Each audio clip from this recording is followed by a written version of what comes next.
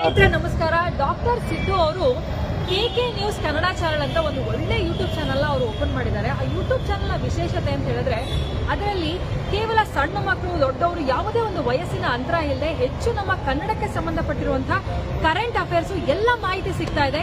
ದಯವಿಟ್ಟು ಹೆಚ್ಚಿನ ಸಂಖ್ಯೆಯಲ್ಲಿ, ಅದರಲ್ಲೂ ನನ್ನ ಯುವ ಸ್ನೇಹಿತರು ಹೆಚ್ಚಿನ ಸಂಖ್ಯೆಯಲ್ಲಿ ಯೂಟ್ಯೂಬ್ ಚಾನಲ್ನ ಸಬ್ಸ್ಕ್ರೈಬ್ ಆಗಿ ಫಾಲೋ ಮಾಡಿ ಹೆಚ್ಚು ಕನ್ನಡ ಪರ ಜ್ಞಾನವನ್ನ ಬೆಳೆಸ್ಕೊಳ್ಳಿ ಅಂತ ಹೇಳೋದಕ್ಕೆ ಇಷ್ಟಪಡ್ತೀನಿ. ನಾನು ನಿಮ್ಮ ನಿರೂಪಕಿ ಸವಿ ಪ್ರಕಾಶ್.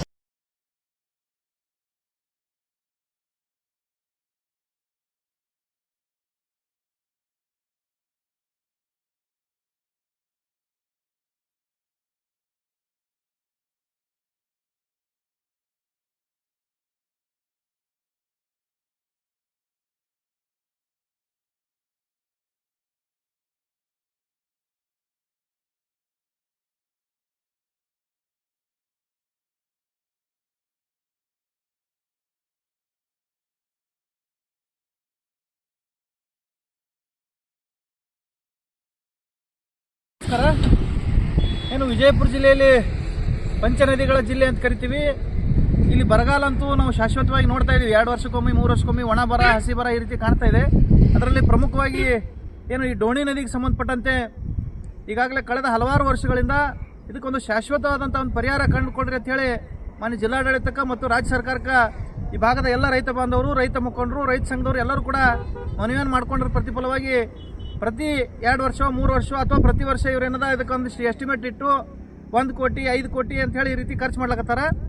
ಆ ನಿಟ್ಟಿನೊಳಗೆ ಈ ವರ್ಷ ಏನು ಧಾರವಾಡದ ಈ ಭಾಗದಲ್ಲಿ ಹಾಯುವಂಥ ಡೋಣಿಯನ್ನು ಸುಮಾರು ಒಟ್ಟು 10 ಕೋಟಿ ಅಂದಾಜು ವೆಚ್ಚದಲ್ಲಿ ಈ ಕಾಮಗಾರಿಯನ್ನು ಮಾಡ್ತಾ ಇದ್ದಾರೆ.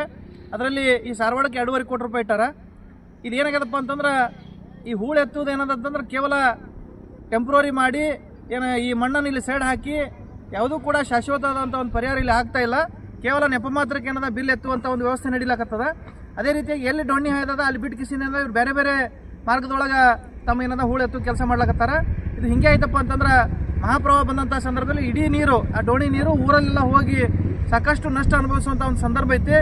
ಅದಕ್ಕೆ ಇದಕ್ಕೇನು ಸಂಬಂಧಪಟ್ಟದ ಇಂಜಿನಿಯರ್ಗಳಿರ್ಬೋದು, ಮಾನ್ಯ ಜಿಲ್ಲಾಡಳಿತ ಇರಬೇಕು, ವಿಶೇಷವಾಗಿ ಗಮನ ಹರಿಸಿ ಇಲ್ಲಿ ಏನದ ಬಹಳ ಹಿರಿಯರದಾರ ಅವ್ರನ್ನೆಲ್ಲ ಗಮನಕ್ಕೆ ತೆಗೆದುಕೊಂಡು ಬಂದು ಎಲ್ಲಿ ಡೋಣಿ ಹರಿತದ ಅದಕ್ಕೆ ಏನದ ಶಾಶ್ವತವಾಗಿ ಏನು ಪರಿಹಾರ ಕಂಡ್ಕೋಬೇಕು. ಅದಕ್ಕೆ ಇಲ್ಲಿ ಕಲ್ಲು ಪಿಚ್ಚಿಂಗ್ ಇರ್ಬೋದು.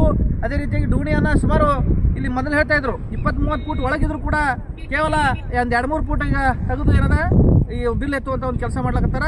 ಆದಷ್ಟು ಬೇಗನೆ ಮಾನ್ಯ ಜಿಲ್ಲಾಡಳಿತ ಇದ್ರ ಬಗ್ಗೆ ವಿಶೇಷ ಗಮನ ಹರಿಸಬೇಕು ಮತ್ತು ಇದಕ್ಕೊಂದು ಶಾಶ್ವತ ಪರಿಹಾರ ಕಂಡ್ಕೋಬೇಕಪ್ಪ ಅಂತಂದ್ರೆ ಏನು ಕರ್ನಾಟಕದಲ್ಲಿ ಎಲ್ಲಿಂದ ಸುಮಾರು ಜತ್ತದಿಂದ ಆಂಧ್ರದವರೆಗೆ ಏನು ಡೋಣಿ ಹರಿತದಲ್ಲ ಆ ಎಲ್ಲ ಡೋಣಿಯ ಹೂಳನ್ನು ತೆಗೆದು ಅದಕ್ಕೆ ಶಾಶ್ವತವಾದಂಥ ಒಂದು ಕಲ್ಲು ಪಿಚ್ಚನ್ನು ಮಾಡಿ ಸುತ್ತಮುತ್ತ ಗಿಡಗಳನ್ನು ಹಚ್ಚಿದ್ರೆ ಮಾತ್ರ ಇದು ನೀರೇನದ ಸಾವಕಾಶವಾಗಿ ಮತ್ತು ನಿಧಾನವಾಗಿ ಒಂದೇ ಮಾರ್ಗದಲ್ಲಿ ಹೋಯ್ತಪ್ಪ ಅಂತಂದ್ರೆ ಯಾವುದೇ ಪ್ರವಾಹದಿಂದ ಅವುಗಳ ಸಂಭವಿಸೋದಿಲ್ಲ.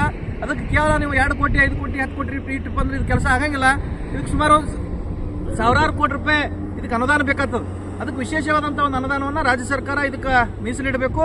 ಇದಕ್ಕೆ ಸಂಬಂಧಪಟ್ಟಂತೆ ಒಂದು ಪ್ರಪೋಸಲ್ ರೆಡಿ ಮಾಡಿ ನಮ್ಮ ಜಿಲ್ಲಾ ಉಸ್ತುವಾರಿ ಸಚಿವರು ಇರ್ಬೋದು, ಜಿಲ್ಲಾಡಳಿತ ಇರ್ಬೋದು, ರಾಜ್ಯ ಸರ್ಕಾರದಿಂದ ವಿಶೇಷವಾಗಿ ಮಂಜೂರು ಮಾಡಿದ್ರಪ್ಪ ಅಂತಂದ್ರೆ ಏನು ಡೋಣಿ ಸುತ್ತಮುತ್ತ ಇರುವಂಥ ಎಲ್ಲ ರೈತ ಬಾಂಧವರಿಗೆ ಅನುಕೂಲ ಆಗ್ತದೆ ಅಂತೇಳಿ ಈ ಸಂದರ್ಭದಲ್ಲಿ ಒತ್ತಾಯ ಮಾಡ್ತೇವೆ.